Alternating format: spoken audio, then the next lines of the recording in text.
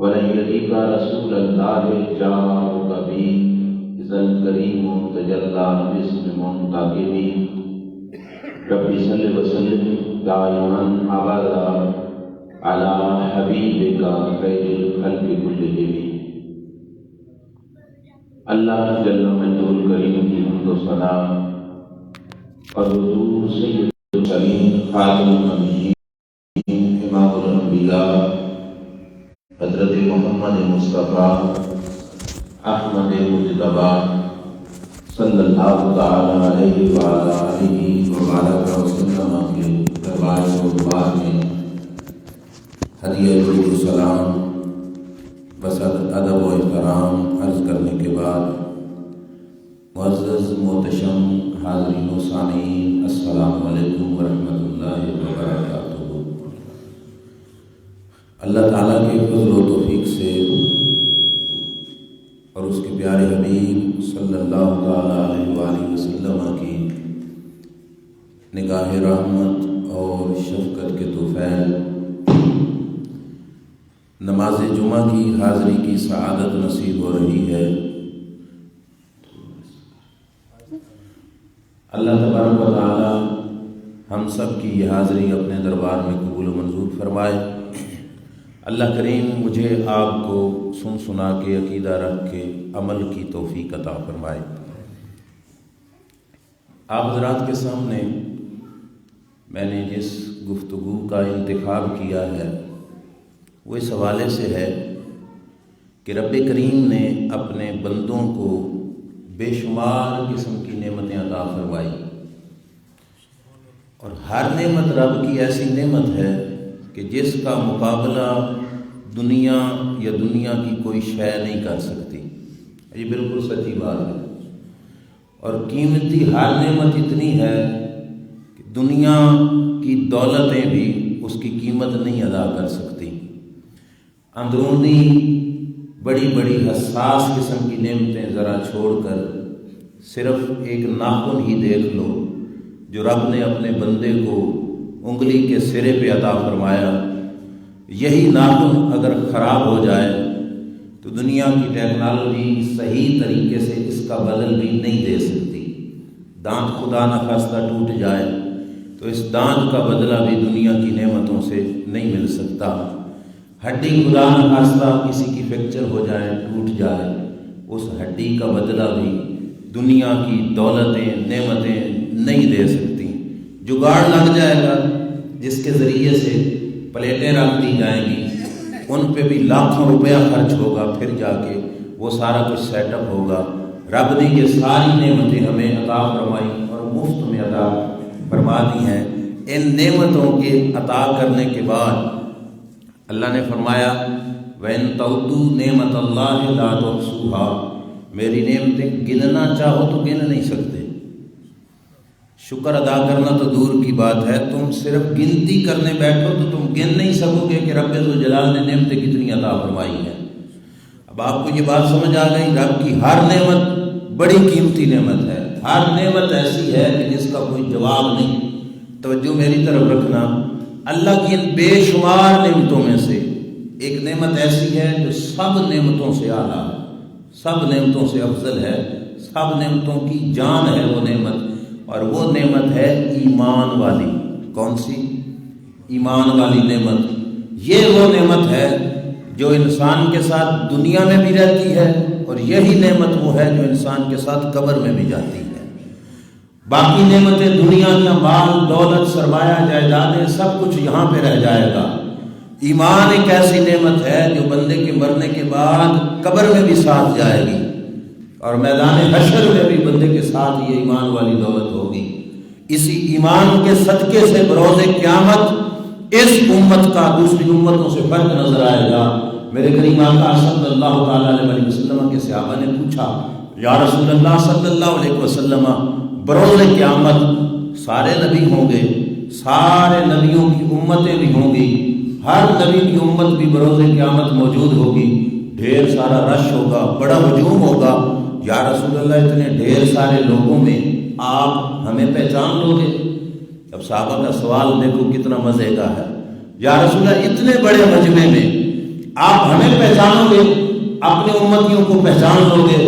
رب کے محبوب صلی اللہ علیہ وسلم نے کیا فرمایا؟ فرمایا بالکل پہچان لوں گا۔ کیسے؟ فرمایا لکم سیما لیست لغیرکم، بروز قیامت رب تمہیں نشانی ایسی عطا فرمائے گا جو کسی اور کی نہیں ہوگی، خاص نشانی ہوگی تمہاری۔ فرمایا اس نشانی کی وجہ سے بروز قیامت میں تمہیں پہچان لوں گا۔ اب صحابہ نے عرض کیا یا رسول اللہ وہ نشانی کیا ہے؟ توجہ رکھنا، جیسے ایمان کو میں نے کہا رب کی عطا کیا ہے، سرکار فرماتے ہیں میں بروز قیامت تمہیں پہچانوں گا۔ تو کیسے پہچانوں گا؟ فرمایا انتم غرم محجلون یوم القیامت بآثار الوضوء، فرمایا بروز قیامت میرے امتیوں کے جسم کے وہ حصے چمک رہے ہوں گے جن کو وضو کے ٹائم دھویا کرتے ہیں۔ فرمایا میں اپنے امتی کے چمکتے ہاتھوں کو دیکھ کر، چمکتے چہروں کو دیکھ کر، چمکتے پاؤں کو دیکھ کر میں پہچان لوں گا کہ یہ میرا امتی ہے۔ ایمان کی دولت اتنی بڑی دولت ہے کہ یہ قبر تو قبر رہی، میدان حشر میں بھی ہمارے کام آئے گی۔ ایمان کی دولت کی ایک بہت بڑی قیمت اور فائدہ وہ یہ ہے، ایمان بندے کے پاس ہو، عمل تھوڑا سا بھی ہو تو وہ بندے کو بہت زیادہ فائدہ دے دیتا ہے۔ آواز تھوڑی اور کم۔ عمل تھوڑا سا بھی ہو تو بندے کو بہت زیادہ فائدہ دے دیتا ہے۔ کب؟ جب ایمان کی دولت ہو۔ یہ مسئلہ بھی آپ ذہن میں رکھ لیجئے کہ ایمان کی دولت کے ساتھ انسان کو تھوڑا سا عمل ڈھیر سارا فائدہ دیتا ہے، اور اگر ایمان نہ ہو تو پھر ڈھیر سارا عمل بھی کوئی فائدہ نہیں دیتا۔ حدیث پاک میں ہے میرے نبی علیہ السلام نے فرمایا اتقوا النار ولو بشق تمرہ، فرمایا لوگوں اپنے آپ کو جہنم سے بچایا کرو۔ آقا کیسے؟ فرمایا آدھی کھجور بھی اللہ کی راہ میں دو گے تو رب تمہیں جہنم سے بچا لے گا۔ اب آپ دیکھو نا ایمان کا فائدہ کتنا ہے کہ آدھی کھجور کا ریٹ بھی رب کے دربار میں کتنا زیادہ ہوا کہ اللہ تعالیٰ آدھی کھجور کے بدلے میں بھی جہنم سے بندے کو بچا لے گا۔ رب کی بے شمار نعمتوں میں سے اعلیٰ نعمت کون سی ہے؟ ایمان والی۔ کون سی ہے؟ میں دو حدیثیں پڑھنے لگا ہوں، آپ نے توجہ رکھنی ہے۔ مدینہ کے تاجدار صلی اللہ تعالیٰ علیہ وسلم کی حیات طیبہ کی بات ہے، مشکوٰۃ شریف میں حدیث ہے۔ ایک شخص فوت ہو گیا، رب کے محبوب صلی اللہ تعالیٰ علیہ وسلم اس کے جنازے میں تشریف لے گئے۔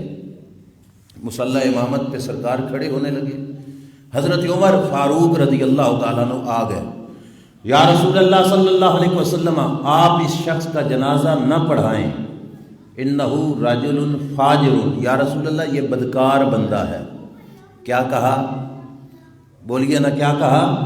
بدکار، کافر نہیں کہا، رجل فاجر، ایمان ہے لیکن عمل میں کیا ہے؟ تھوڑی کمزوری ہے، بدکار بندہ ہے یا رسول اللہ صلی اللہ علیہ وسلم، آپ بہت بڑی ہستی ہیں، آپ اس کا جنازہ نہ پڑھائیے۔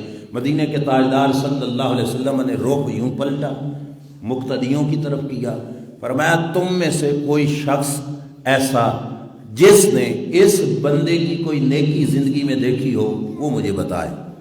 کیا فرمایا؟ زندگی میں کوئی ایک نیکی اگر دیکھی ہے تو وہ مجھے بتائے۔ مدینہ کے تاجدار صلی اللہ علیہ وسلم جنازے کی صفوں کی طرف منہ کر کے صحابہ اکرام علیہ رضوان سے پوچھ رہے ہیں۔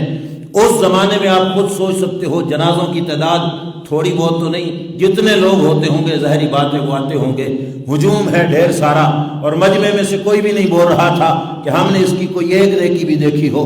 اچانک ایک شخص نکلا، اس نے عرض کیا یا رسول اللہ صلی اللہ علیہ وسلم میں بتاتا ہوں کہ اس کی زندگی میں ایک نیکی میں نے دیکھی ہے، کس نے کی ہے؟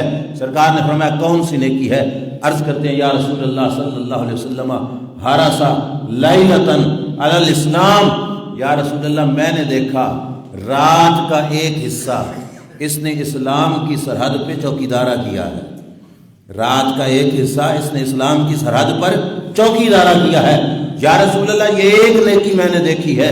میرے نبی علیہ الصلوۃ والسلام نے ایک بندے کی بات سنی، سرکار نے فرمایا چلو صفیں سیدھی کرو، منہ قبلہ کی طرف کر لیا، رب کے محبوب نے اس بندے کا جنازہ پڑھایا، اس کا جنازہ سرکار نے پڑھا دیا۔ ایک نیکی سنی، ایمان کتنا بڑا فائدہ دیتا ہے۔ جنازہ پڑھایا، اور صرف جنازہ ہی نہیں، حدیث پاک کے لفظ ہیں مدینے کے تاجدار صلی اللہ علیہ وسلم اس کی قبر تک بھی ساتھ گئے اور سرکار اپنے ید اللہ والے ہاتھوں سے اس کی قبر پہ مٹی بھی ڈال رہے تھے. مٹی ڈالی اور مٹی ڈال کر رب کے محبوب صلی اللہ علیہ وسلم نے جو جملہ بولا، سارے بھائی توجہ سے سننا، اللہ کے رسول صلی اللہ علیہ وسلم کا فرمان جس کو صحابہ نے یہی سمجھا تھا یہ گناہگار ہے، میرے نبی علیہ السلام نے جنازہ ایک نیکی سن کر پڑھایا اور قبر پر بھی گئے، مٹی بھی ڈالی، مٹی ڈال دی گئی، قبر بن گئی. سرکار نے سرہانے کھڑے ہو کر پتہ کیا کہا؟ فرمایا اصحابک یظنون انک من اہل النار وانا اشہد انک من اہل الجنہ. فرمایا میرے غلام صحابہ دیگر تیرے ساتھی یہ سمجھتے تھے کہ تو جہنمی ہوگا، فرمایا میں محمد گواہی دیتا ہوں رب نے تجھے جنتی بنایا ہے. ایک نیکی کام آئی کہ نہیں؟ لیکن کب؟ جب دولت ایمان پاس ہے تو چھوٹی سی نیکی کا ریٹ بھی رب کے دربار میں ڈھیر سارا لگ جاتا ہے. تو سب سے قیمتی شے کیا ہے؟ بولیے قیمتی شے کیا ہے؟ ایمان کی دولت سب سے بڑی قیمتی شے ہے. ہمارے آج کل تو رواج بھی بدل گئے، آتے جاتے بائے بائے ہائے وائے کرتے رہتے ہیں. پرانے وقتوں میں یہ بزرگوں سے پوچھئے، جب کوئی آتا ملتا جلتا تو سلام کے بعد اگلی دعا ہوتی تھی ایمان دی سلامتی ہوگی. یہ دعائیں دی جاتی تھیں. کیوں؟ کیونکہ دنیا کا کوئی سرمایہ اتنا قیمتی نہیں جتنا سرمایہ قیمتی ایمان ہے. مدینے کے تاجدار صلی اللہ علیہ وسلم کا دوسرا فرمان سنو، وہاں سے پتہ چلے گا ایمان کا ریٹ اللہ کے دربار میں کتنا ہے. سرکار دو عالم صلی اللہ علیہ وسلم فرماتے ہیں ان اللہ تعالی سیخلص من امتی رجلا. فرمایا قیامت کا دن ہوگا، یوں مجمع لگا ہوگا حشر کے میدان میں، ڈھیر سارے لوگ وہاں پہ بیٹھے ہوں گے، کھڑے ہوں گے. اللہ تعالیٰ مجمع میں سے ایک بندہ نکال کر یوں فرنٹ پہ کھڑا کروائے گا، اس کو سب میں سے نکال کر یہاں سامنے کھڑا کروائے گا. سرکار فرماتے فَيُنْشَرُ عَلَيْهِ 99 سجلات. اس کو سامنے کھڑا کر کے رب 99 رجسٹر اس کے سامنے رکھ دے گا. کتنے؟ بولیے کتنے؟ 99 رجسٹر اس کے سامنے رکھے جائیں گے. اللہ تعالیٰ سامنے رجسٹر رکھ کے اس کریم کا کرم دیکھو کیا ہے. اللہ فرمائے گا میرے بندے دیکھ ان رجسٹروں کو کیا لکھا ہے. حدیث کے لفظ ہیں، وہ اس رجسٹر کے ہر صفحہ دیکھے گا، ہر سطر دیکھے گا، ہر لائن دیکھے گا تو سارا کے سارے 99 رجسٹر گناہوں سے بھرے ہوئے ہوں گے. کتنے رجسٹر تھے؟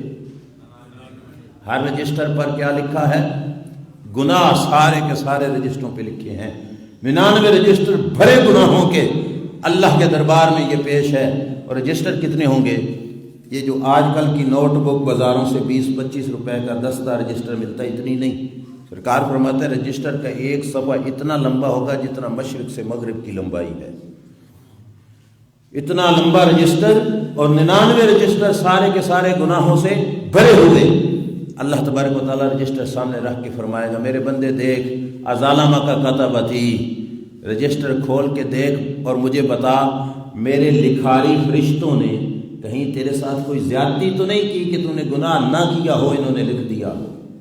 اس کریم کا کرم تو دیکھو کیا ہے. دنیا کی کون سی عدالت ہے جو مجرم کو اس طرح کہ جو ہے عذر کی جو ہے بہانے کرنے کی بھی راہ دیتی ہے. اللہ نے فرمایا دیکھ میرے بندے بتا کیا میرے فرشتوں نے تیرے ساتھ کوئی زیادتی تو نہیں کی؟ سرکار فرماتے ہیں سارا کچھ دیکھ کے کہے گا مولا زیادتی کوئی نہیں، جتنے گناہ کیے ہیں وہی کچھ لکھا ہوا ہے. اب اگلا کرم دیکھو اس کریم کا کیا ہے. میرا رب فرمائے گا افلا کا عذر، میرے بندے کسی گناہ پر تیرا کوئی بہانہ کوئی عذر کہ میں نے اس وجہ سے کر دیا، یہ وجہ تھی جس کی وجہ سے مجھ سے یہ گناہ ہو گیا، میرے بندے تیرا کوئی بہانہ تیرا کوئی عذر ہے تو وہ بتا. اب اللہ کے دربار میں یہ بندہ کہے گا مولا کوئی بہانہ نہیں، کوئی عذر نہیں، سارے گناہ مجھ سے جان بوجھ کے ہوئے، میں اعتراف جرم کرتا ہوں، میں گناہ کا اعتراف کرتا ہوں، اقرار کرتا ہوں. آپ سمجھدار لوگ بیٹھے ہو مجھے بتاؤ دنیا کی کسی عدالت میں جب مجرم اعتراف جرم کر لے اس کے بعد کوئی آپشن رہ جاتا ہے؟ کوئی وکیل کے پاس، اس کے کسی مقدمہ لڑنے والے کے پاس کہ جب مجرم خود اعتراف جرم کر رہا ہے کہ مجھ سے یہ جرم ہوا، اب اس کے بعد کیا رہ گیا تھا؟ لیکن یہ عدالت ہے رب ذوالجلال جل وعلا شانہ کی.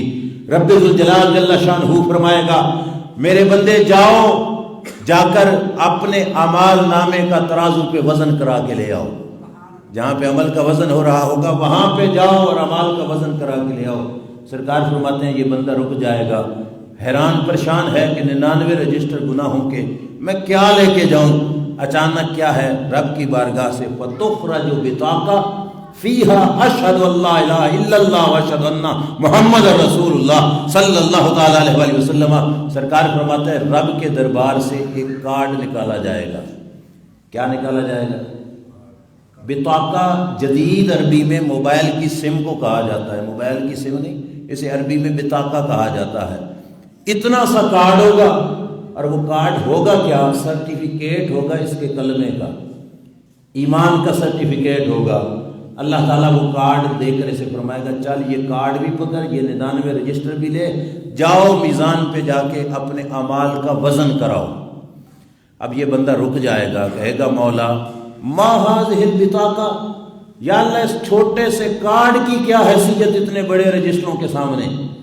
رجسٹر تو آپ سن چکے ہو نا، کتنے تھے؟ رجسٹر کا صفحہ تھا کتنا؟ مشرق سے، اور ادھر سے نکلا صرف ایک کارڈ۔ کون سا؟ ایمان کا سرٹیفکیٹ تھا جس پہ اس کا کلمہ اور ایمان کی گواہی تھی۔ بروز قیامت جب رب کے دربار میں یہ ہوگا، وہ کہے گا مولا یہ کارڈ اور 99 رجسٹر لے کر میں کیسے جاؤں ترازو پر؟ وہاں پہ کیا فائدہ ہوگا؟ میرے رب فرمائے گا میرے بندے زیادتی آج تک نہیں نہ ہوئی تو اب بھی تیرے ساتھ زیادتی نہیں ہونے والی، ایک دفعہ جا تو صحیح ترازو پہ، اپنے اعمال کا وزن کرا تو صحیح۔ سرکار فرماتے ہیں جس وقت یہ شخص وہ کلمے والا کارڈ اور 99 رجسٹر لے کر اس ترازو پہ پہنچے گا، اللہ کے محبوب فرماتے ہیں فَطَاشَتِ السِّجِلَّاتُ وَثَقُلَتِ الْبِطَاقَةُ، 99 رجسٹر ہلکے پڑ جائیں گے، کلمے والا کارڈ ان پہ بھاری ہو جائے گا، اور رب فرمائے گا میرے بندے یہ تیرے ایمان کا سرمایہ تھا، اس ایمان کے سرمایہ کی وجہ سے رب نے آج تیرے گناہوں کو بخش دیا اور تجھے جنت عطا فرما دی ہے۔ یہ دو حدیثیں سن کر آپ کو صرف اس واسطے سنائی کہ یہ ذہن میں آ جائے کہ سب سے بڑی قیمتی شے کیا ہے؟ ایمان ہو تو عمل تھوڑا بھی بڑا کام کر جاتا ہے، ایمان ہو تو چھوٹے سے عمل کی وجہ سے بھی رب بخشش فرما دیتا ہے، اور اگر خدا نخواستہ ایمان نہ ہو، اللہ معاف کرے، ایمان کی دولت بندہ گنوا بیٹھے، اپنے تعلقات کی وجہ سے ایمان گنوا بیٹھے، رشتہ داریاں نبھاتے نبھاتے ایمان گنوا بیٹھے، اپنی دولت بچاتے بچاتے ایمان گنوا بیٹھے، اپنی جائیداد اور پراپرٹی کی خاطر ایمان گنوا بیٹھے، اپنی ملازمت اور نوکری کی خاطر خدا نخواستہ ایمان گنوا بیٹھے۔ تو اب اگلی حدیث بھی سنو، مسلم شریف کی، حنین کی جنگ ہو رہی تھی، پھر دیکھنا کیا حال ہوتا ہے، توجہ رکھنا میری طرف۔ صحابہ اکرام علیہم رضوان کی صفیں ہیں، اور ان صفوں میں فرنٹ صف پہ ایک شخص کھڑا جہاد کر رہا ہے۔ کیا کر رہا ہے؟ نماز پڑھنا سوکھا کام ہے، جنگ کے میدان میں جانا اوکھا کام ہے۔ یہ فرنٹ لائن پہ کھڑے ہو کر کیا کر رہا ہے؟ جنگ کر رہا ہے۔ اور جنگ کیسی کر رہا ہے؟ اپنی تلوار سے دشمنوں کے سر قلم کر رہا ہے، کافروں کو کاٹے جا رہا ہے، دشمنوں کے سر قلم ہو رہے ہیں۔ صحابہ بڑے خوش ہیں کہ بڑی بہادری کے جوہر دکھا رہا ہے یہ شخص۔ قزمان اس کا نام تھا، قاف موٹا، زا میم الف نون، قزمان۔ صحابہ خوش ہیں کہ بڑے بہادری کے جوہر دکھا رہا ہے۔ اچانک اس لڑنے والے کی طرف، دشمن کی طرف سے ایک تیر آیا، توجہ رکھیے گا، ایک تیر آیا، آ کے اس کے جسم میں پیوست ہوا، یہ ہو گیا زخمی۔ صحابہ دوڑے، عرض کرتے ہیں یا رسول اللہ مبارک ہو، او فلاں بہادر بندے کو شہادت نصیب ہو گئی۔ اب رب کے محبوب دیکھو، جو صرف ظاہر نہیں دیکھتے باطن بھی دیکھتے ہیں، صرف آج نہیں دیکھتے کل بھی دیکھتے ہیں، اور ہر وقت پر ان کی نگاہ پاک ہے۔ سرکار کو جب مبارک دی گئی نا کہ شہادت کی مبارک ہو، میرے نبی علیہ السلام نے فرمایا کلا انہو فی النار، فرمایا شہید اسے نہ کہو، وہ تو جہنمی ہے، وہ تو بولیے وہ تو جنگ کے میدان میں پہلی صف میں فرنٹ لائن پہ دشمن سے لڑتے ہوئے زخمی ہوا۔ اب غلام یہ سمجھ رہے تھے کہ یہ شہید، آقا نے فرمایا محبوب علیہ السلام نے یہ جہنمی ہے۔ صحابہ فرماتے ہم اس کی تاڑ میں لگ گئے کہ سرکار نے اسے جہنمی کہا تو یہ جہنمی کیسے ہے؟ دیکھو جب ایمان نہ ہو تو یہ عمل بھی فائدہ نہیں دیتا، اتنا بڑا عمل ہے۔ فائدہ نہیں ہوا، کیسے؟ صحابہ کہتے ہیں ہم اس کی تاڑ میں لگے، دیکھا کہ جو زخم اسے لگا تھا اس کا درد اس سے برداشت نہ ہوا، اس نے اپنی ہی تلوار یوں سیدھی کھڑی کی اور اس کے اوپر اپنے آپ کو گرایا، گرا کر خودکشی کی، حرام موت مرا۔ صحابہ کہتے ہیں ہم نے دیکھا تو ہم پلٹے حضور کی دربار میں، ہم نے کہا اشہد انک رسول اللہ، آقا ہم گواہی دیتے ہیں آپ اللہ کے رسول ہیں۔ سرکار نے فرمایا یہ گواہیاں تو تم پہلے بھی دیتے تھے۔ صحابہ نے عرض کیا نہیں یا رسول اللہ ہم پہلے دیتے تھے، آج کچھ لمحے پہلے آپ نے ایک غیب کی خبر دی تھی اور ہم نے اس بات کو سچا ہوتا آنکھوں سے دیکھا ہے، اور یہ دلیل ہے اس بات کی کہ رب نے تمہیں اپنا سچا رسول بنایا ہے۔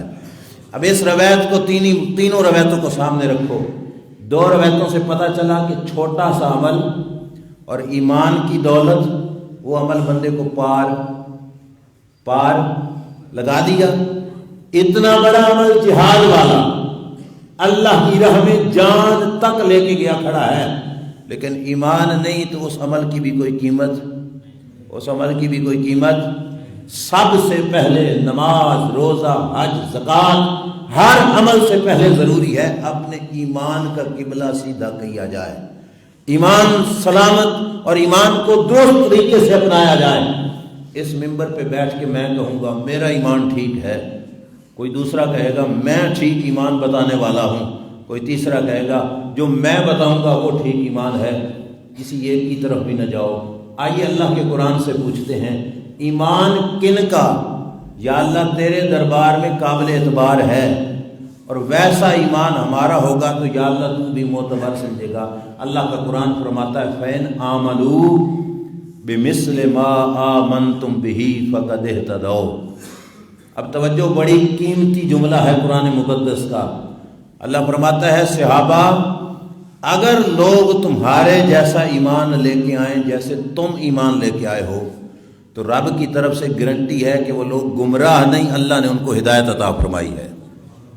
کون سا ایمان کامیاب ہے؟ جیسا ایمان، بولیے جیسا ایمان، صحابہ جیسا ایمان۔ اب حدیث پڑھنی ہے تین، وقت میں کور کرنے کی کوشش کروں گا، اور تینوں بخاری شریف کی، جس پہ کوئی اعتراض بھی نہیں کر پائے گا۔ عمل صحابہ کا، کن کا؟ جن کا ایمان اٹیسٹڈ ہوا کہاں سے؟ اللہ کے دربار سے۔ ان کی طرح کا ایمان لاؤ گے تو اللہ ایمان کو کیا کرے گا؟ قبول فرمائے گا۔ وہ ایمان صحابہ جیسا کیا سا ایمان ہے؟ سنیے صحابہ کا ایمان، اور پھر اپنے اپنے سینے میں جھانکتے رہنا۔ محلہ معاشرہ، دنیا ساری کی ساری تمہاری آنکھوں کے سامنے ہے۔ اس وقت صرف محلہ معاشرہ بندہ نہیں دیکھتا، موبائل اور انٹرنیٹ کے ذریعے بندہ پوری دنیا کا بھی سروے کر لیتا ہے۔ آپ کے سامنے سب کچھ ہے، حدیث سامنے رکھو اور عمل دیکھنا کس کا کیسا ہے، پھر پتہ چل جائے گا کہ صحابہ جیسا ایمان کس کا ہے۔ بخاری کی پہلی روایت سننا، مسجد نبوی ہے، مسجد نبوی کے اندر ایک ستون ہے، آج بھی جن حضرات کو حاضری کی سعادت نصیب ہوئی ہے وہاں پہ ایک ستون ہے جسے ستون مصحف کہا جاتا ہے، ستون مصحف۔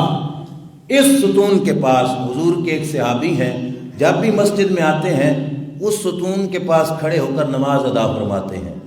کس ستون کے پاس؟ ستون مصحف مسجد نبوی شریف کے اندر موجود ہے۔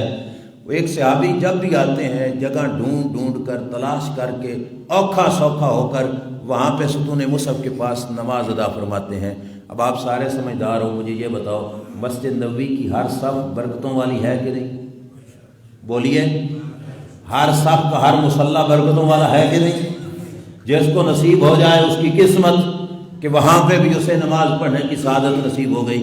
لیکن صحابی کا مزاج دیکھو کیا ہے، ساری مسجد پڑی ہے اور کسی جگہ پہ نہیں، باقاعدہ تلاش کر کے، کوشش کر کے، محنت کر کے کس جگہ پہ آتے ہیں؟ ستون مصحف کے پاس آ کے نماز ادا کرتے ہیں۔ صحابہ نے انہیں کہہ دیا کہ یار ستون مصحف کے پاس کیوں اتنی محنت کر کے نماز ادا کرتے ہو؟ اب صحابی کا جواب سننا، حدیث بخاری کی ہے۔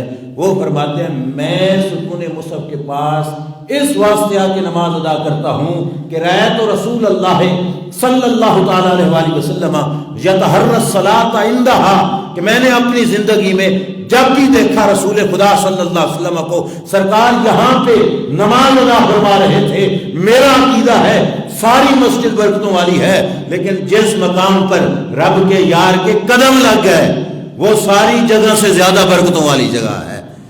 اب یہ عقیدہ ہاتھ میں پکڑو، ڈھونڈ لو، پوری دنیا سروے کر لو، یہ عقیدہ بابے فرید کے غلاموں کے سینے میں نظر آئے گا کہ ان کا عقیدہ ہے ساری جگہ برکتوں والی، جہاں رب کے یار کے قدم لگ گئے وہ جگہ باقی جگہوں سے زیادہ برکتوں والی ہے۔ اب دیکھو پڑھنی نماز خدا کی ہے، سجدہ کس کا ہے؟ اللہ کے دربار میں۔ عبادت کس کی ہے؟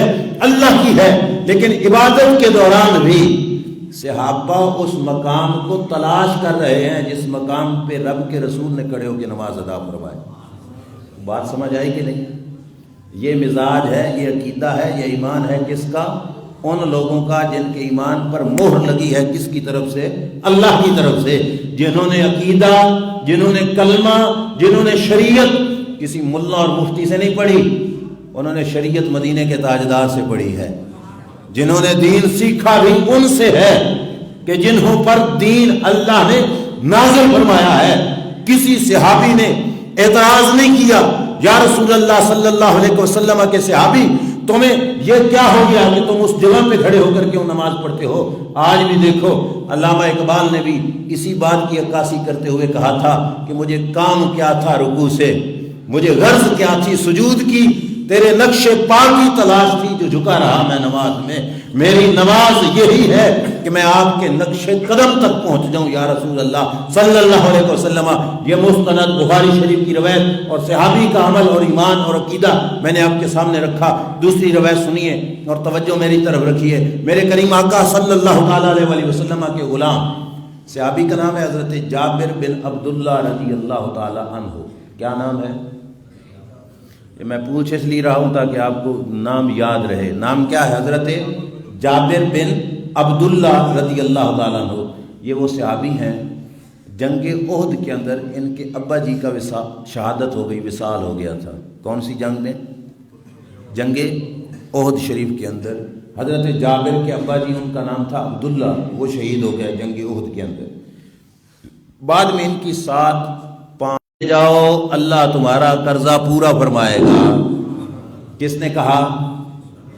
کس نے کہا؟ حضرت جابر کو کوئی ایک رتی جتنا بھی ہوتا شک، وہ قرض خواہوں کو بھلا بلاتے، ڈر نہ جاتے کہ آئے اور قرضہ پورا نہ ہوا تو بےزتی ہوگی، شرمندگی ہوگی، مجھے بے عزت کریں گے۔ لیکن حضرت جابر رضی اللہ تعالیٰ عنہ بلانے چلے گئے، سرکار واپس آ گئے۔ قرض خواہ آئے جنہوں نے قرضہ لینا تھا، حضرت جابر کھجوروں کی بوریاں بھر بھر کے دیتے گئے، جتنا قرضہ تھا اس کی جگہ پہ۔ حضرت جابر کہتے ہیں کہ سب کو کھجوریں بھر بھر کے دے دیں اور قرضہ پورا ہو گیا۔ میں نے ڈھیر کی طرف دیکھا تو وہاں سے ایک کھجور بھی کم کوئی نہیں ہوئی تھی۔ جو ڈھیر لگا تھا وہاں سے ایک کھجور بھی کم، بولیے نا، ایک کھجور بھی کم۔ خوشی ہوندی کہ نہیں اس موقع پر؟ دل خوش ہوتا ہے کہ نہیں؟ ایسے پریشان حال بندے کی پریشانی جھٹ میں مک جائے، ختم ہو جائے تو اسے خوشی ہوتی ہے کہ نہیں؟ حضرت جابر بڑے خوش ہوئے، پہلے ڈھیر گھر میں نہیں لے گئے کھجوروں کا، سیدھا دربار مصطفیٰ صلی اللہ علیہ وسلم میں گئے، سرکار کے پیچھے نماز پڑھی۔ نماز پڑھ کے عرض کرتے ہیں آقا مبارک ہو جن کھجوروں پہ بیٹھ کر آپ نے دعا کی تھی، قرضہ اتر گیا ہے، ایک کھجور بھی گھاٹ۔ یہاں تک بھی بات بڑی پیاری ہے، لیکن اگلا مسئلہ جس کے لیے میں نے ساری روایت پڑھی ہے وہ آگے ہے۔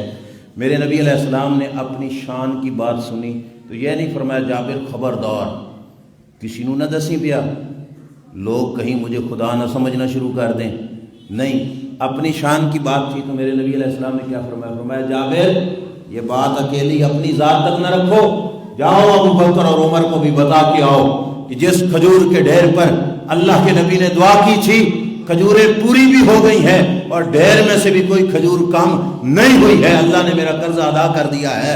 سرکار نے فرمایا جاؤ ابو بکر عمر کو بھی بتا کے آؤ۔ حضرت جابر دوڑے دوڑے گئے حضرت ابو بکر حضرت عمر رضی اللہ تعالیٰ عنہما کے پاس۔ اس جواب سے آپ نے اپنے ایمان کی تلاشی لینی ہے کہ ہمارا عقیدہ کیسا ہے۔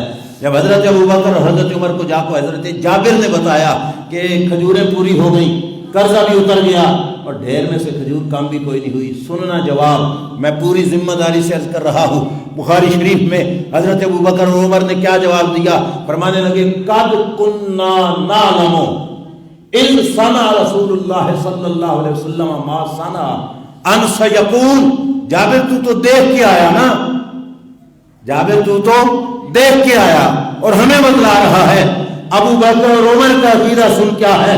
فرماتے ہیں جب رسول اللہ نے ہاتھ اٹھا دیے تھے ہمارا یقین اس وقت کا بن چکا تھا کہ جابر کا قرضہ اتر جائے گا، کھجوریں کم نہیں ہوں گی۔ فرماتے ہیں ہمارا عقیدہ اس وقت کا تھا، ہمارا عقیدہ، اب بولتے جاؤ، ہمارا عقیدہ جب رسول اللہ نے دعا کر دی کہ کھجوریں پوری ہو جائیں گی، قرضہ بھی اتر جائے گا اور جابر کے ڈھیر میں بھی کمی۔ یہ دیکھ کے مانا کہ بن دیکھ کے مانا؟ ابو بکر عمر نے بن دیکھ کے مانا کہ دیکھ کے مانا؟ یہ مزاج آج دیکھو رسول اللہ کی عظمت کے حوالے سے کس سینے میں نظر آئے گا؟ یہ داتا صاحب کے غلاموں کے سینے میں نظر آئے گا کہ جو رسول اللہ کی عظمت کی بات آئے تو ترازو لے کے تولتے نہیں ہیں، سینہ کھول کے رسول اللہ کی عظمت کو ماننا کرتے ہیں۔ یہ عقیدہ صحابہ کا ہے کہ صحابہ نے اس رنگ میں مانا، جتنا دیکھا تھا اتنا نہیں، اس سے پہلے مانا۔ ایڈوانس ایمان ہے صحابہ اکرام علیہ رضوان کا کہ انہوں نے اس وقت بھی مان لیا کہ جب آنکھوں سے صرف دعا ہوتے دیکھی تھی کہ وہ آقا کی دعا سے یہ سارا کچھ ہو جائے گا۔ اللہ جابر کی مشکل دور ہوا کہ نہیں؟ یہ روایت بھی بخاری کی ہے، ذہن میں رکھنا۔ آخری روایت بخاری شریف کی عرض کرنے لگا ہوں، اور اس روایت کے راوی بھی ہیں حضرت جابر بن عبداللہ رضی اللہ تعالیٰ عنہ۔ مزے کی بات ہے وہی راوی جو اس حدیث کے ہیں وہی راوی اس حدیث کے بھی ہیں۔ صلح حدیبیہ کا موقع تھا۔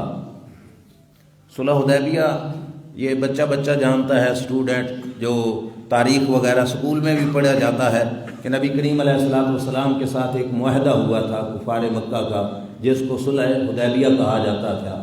اس موقع پر حضور علیہ السلام کے ساتھ 1400 یا 1500 صحابہ تھے۔ کتنے؟ اور یہ 1400-1500 اس وقت کل عالم اسلام کی تعداد تھی، یعنی ساری دنیا پہ جو مسلمان تھے وہ یہی تھے۔ کتنے؟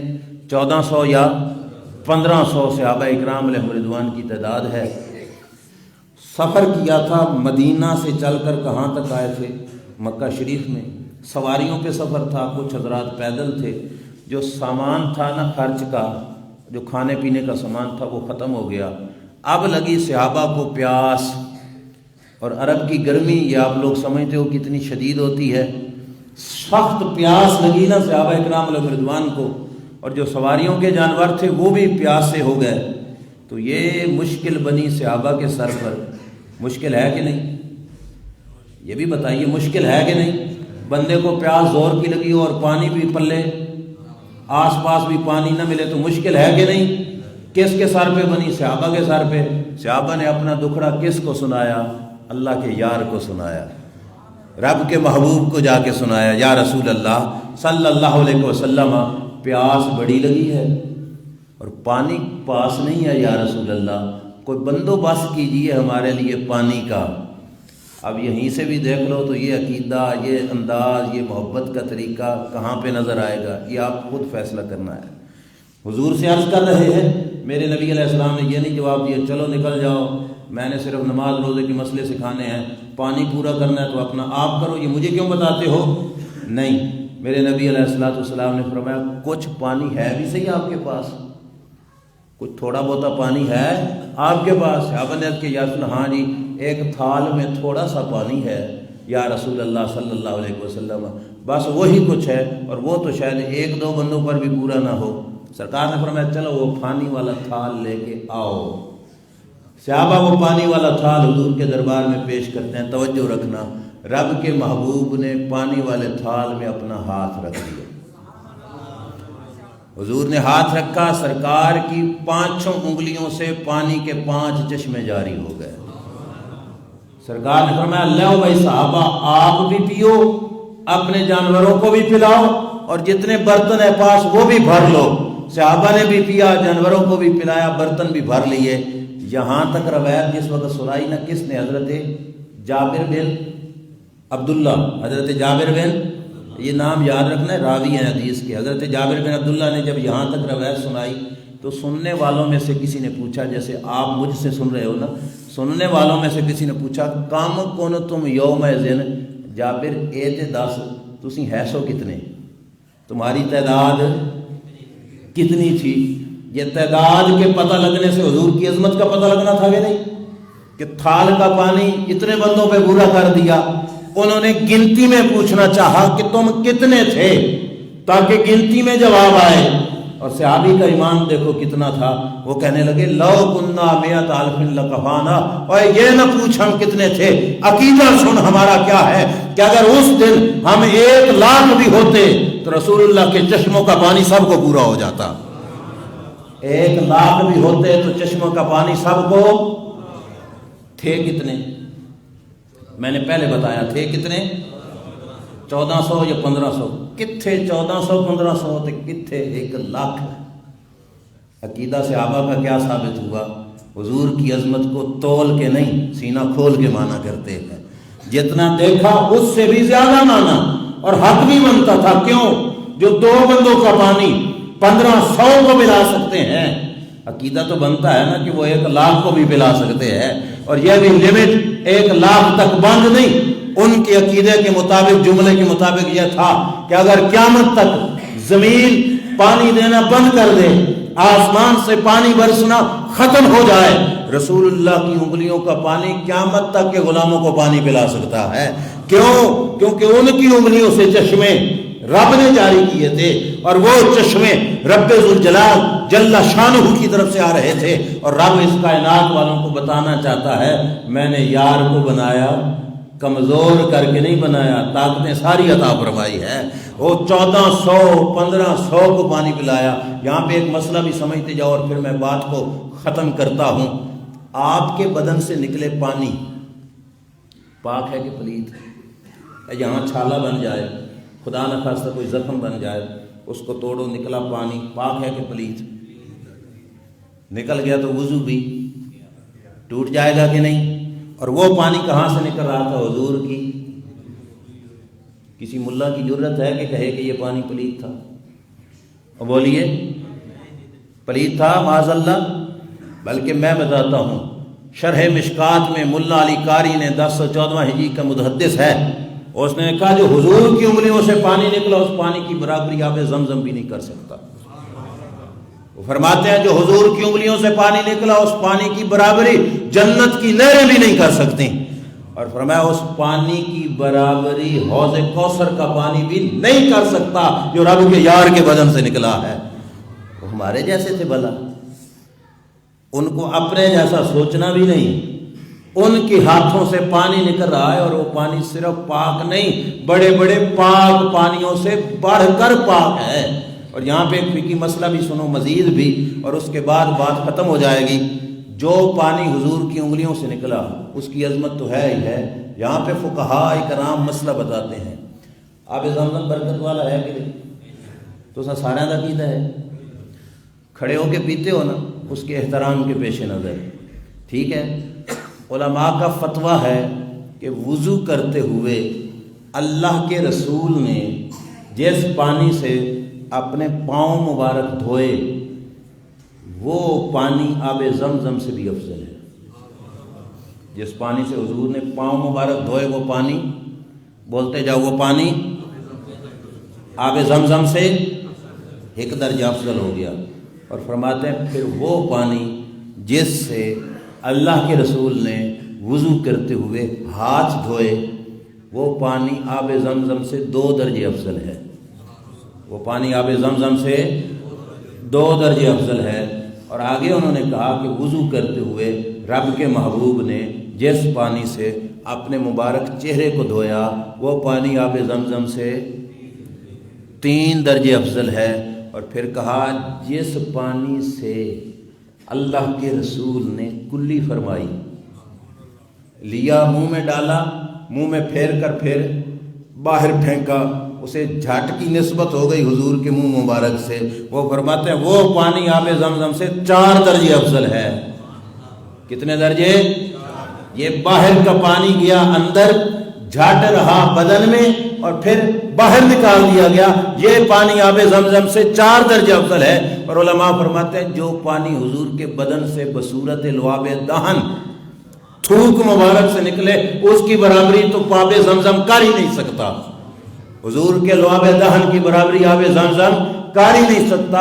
اور یہ وہ پانی تھا حضرت جابر والی حدیث میں جو حضور کے بدن شریف سے نکل رہا تھا، اور فرماتے اس پانی کی برابری کوئی اور پانی نہیں کر سکتا کہ رب ذوالجلال نے اس پانی کو یہ نسبت بخشی ہے کہ یہ پانی حضور کے بدن شریف سے لگ رہا ہے۔ اور یہاں پہ یہ چیز بھی سنیے کہ یہ ساری عظمتیں ملی تو کس کی وجہ سے؟ ذات مصطفیٰ صلی اللہ علیہ وسلم کی وجہ سے۔ کس کی وجہ سے؟ اور حضور کی ذات ایسی ہے جس کے ساتھ کوئی جڑ جائے، نیواں ہو تو اونچا ہو جاتا ہے، اونچا ہو تو اور ہی اونچا ہو جاتا ہے۔ یہ رب کی ذات محبوب علیہ الصلوۃ والسلام کی عظمت ہے کہ جس نے ان کا دامن پکڑا، ان سے تعلق جوڑا، اللہ تعالیٰ نے اسے عظمت عطا فرمائی۔ شیخ محقق شیخ عبدالحق محدث دہلوی رحمۃ اللہ تعالیٰ علیہ فرماتے ہیں یہ وہ عظیم محدث ہے جس کے صدقے سے بر صغیر میں علم حدیث آیا۔ یہ جو آج حدیثیں ہم پڑھتے سنتے سناتے ہیں نا، اس محدث کے صدقے سے بر صغیر میں یہ علم حدیث آیا۔ اور مزے کی بات ہے کہ وہ ہستی ہے جس کو بر صغیر میں بھیجا ہی رب کے محبوب میں تھا۔ کس نے بھیجا تھا؟ اور ان کو صرف ہم بھی نہیں، دوسرا طبقہ بھی مانتا ہے۔ محدث شیخ محقق شیخ عبدالحق محدث دہلوی رحمۃ اللہ علیہ مدینہ شریف میں پڑھایا کرتے تھے حدیث پاک۔ سرکار نے خواب میں آ کے کہا تھا عبدالحق جاؤ ہندوستان میں جا کے میرے دین کی تبلیغ کرو اور حدیث کا سبق دو۔ مدینہ کون چھڑے؟ مدینہ اور وہاں پہ بیٹھ کر حدیث پڑھانا اپنا ہی لطف ہے، کون چھوڑے مدینہ؟ حضرت شیخ محقق شیخ عبدالحق محدث دہلوی نے دیر کی نا تو سرکار سمجھ گئے کہ اصل وجہ کیا ہے، کہ ان کا دل نہیں کر رہا مدینہ چھوڑنے کو۔ سرکار نے خواب میں آ کے فرمایا عبدالحق جاؤ ہندوستان میں جا کے میرے دین کی تبلیغ کرو، تیرا میرا وعدہ رہا ہر رات تجھ سے ملاقات فرماؤں گا، ہر رات تجھ سے ملاقات فرماؤں گا۔ یہ ہستی ہے جس کا نام ہے شیخ عبدالحق محدث دہلوی رحمۃ اللہ علیہ۔ جذب القلوب الی دیار المحبوب یہ ان کی کتاب شریف ہے۔ انہوں نے اس کے اندر لکھا کہ سرکار کے مزار شریف کی وہ مٹی جس کو حضور کے بدن شریف سے ٹچ ہونے کی سعادت نصیب ہو رہی ہے کیا وہ مٹی شریف، اور لگ کہاں پہ رہی ہے؟ حضور کے بدن شریف کے ساتھ۔ شیخ محقق فرماتے ہیں سب علماء کا اس پر اتفاق ہے وہ مٹی رب کے کعبے سے بھی افضل ہے، اللہ کے عرش سے بھی افضل ہے، کعبے سے بھی افضل ہے، اللہ کے۔ مٹی کو یہ شان کیوں ملی؟ اس وجہ سے ملی کہ مصطفیٰ کریم کی ذات سے نسبت ہو گئی۔ ہم بھی مٹی ہی تھے نا، انسان بھی تو مٹی ہے، ہمیں یہ عزتیں ساری کہاں سے ملی؟ دربار مصطفیٰ صلی اللہ علیہ وسلم کی نسبت کی وجہ سے۔ یہ وہ امت ہے جس امت کی عظمت تورات میں موسیٰ علیہ السلام نے پڑھی تو عرض کیا یا اللہ یہ امت مجھے دے دے۔ اللہ نے فرمایا موسیٰ پرائے مال پہ کیوں ہاتھ ڈالتے ہو، یہ تو تیرا نہیں۔ عرض کیا اللہ کیوں؟ فرمایا یہ تو میرے خاتم النبیین نبی کی امت ہے۔ موسیٰ علیہ السلام نے جو شان پڑھی تھی کیا کہا مولا یہ امت نہیں دیتا تو مجھے اس امت میں بنا دے، مجھے اس امت میں۔ ہمارے منہ سونے تھے اس وجہ سے کہا موسیٰ علیہ السلام نے، ہماری پراپرٹیاں زیادہ تھیں، ہمیں یہ ساری عزتیں ملی ہیں تو اس کے صدقے سے، مدینے والے آقا صلی اللہ تعالیٰ علیہ وآلہ وسلم کی صدقے سے۔ اس واسطے میری آج کی گفتگو کا خلاصہ یہ ہے کہ تمام نعمتوں میں سے افضل نعمت ہے، بولیے سارے بولو، کچھ بھائی بعد میں آئے ہیں، سب سے افضل نعمت کیا ہے؟ ایمان۔ سب سے بڑی نعمت قیمتی نعمت ہے، اور ایمان کون سا اللہ قبول کرے گا؟ جیسا ایمان صحابہ اکرام علیہم رضوان کا تھا، جس رنگ میں انہوں نے اللہ کو مانا، جس انداز میں انہوں نے رسول خدا کو مانا، اس انداز میں ہم نے اللہ کو بھی ماننا ہے، اللہ کے رسول صلی اللہ تعالیٰ علیہ وسلم کو بھی ماننا ہے۔ اس رنگ میں مانیں گے تو اللہ تعالیٰ کی بارگاہ میں ہمارا ایمان قابل قبول ہوگا، اور اگر ان کی راہ سے ہٹ گیا خدا نخواستہ اور دعویٰ ہم بے شک جو مرضی کرتے رہے کہ میں بڑا ہوں میں بڑا ہوں، اللہ ہمارے منہ نہیں دیکھے گا۔ اللہ کو سب سے بڑی پیاری ذات ہے حضور کی، اور سرکار کی ساتھ ہاتھوں میں ہاتھ دے کر بیعت کر کے جنہوں نے جانیں نچاور کی، رب کو صحابہ بڑے پیارے ہیں۔ رب یہ دیکھے گا میرے نبی کے غلاموں کی راہ پہ کون چل رہا ہے، جیسا صحابہ حضور کو مانتے تھے ایسا حضور کو ماننا ہے، اس انداز میں حضور سے نسبت رکھنی ہے۔ باتیں اور بھی بڑی تھیں حدیثوں میں جن سے پتہ چلتا ہے کہ وہ عقیدہ، وہ نظریہ، وہ انداز آج اہل سنت و جماعت کے پاس ہے کہ رسول خدا کو جیسے صحابہ اکرام علیہم رضوان مانتے رہے۔ اللہ کی بارگاہ میں دعا ہے جو کچھ میں نے عرض کیا آپ کو، آپ کے طفیل مجھے عمل کی توفیق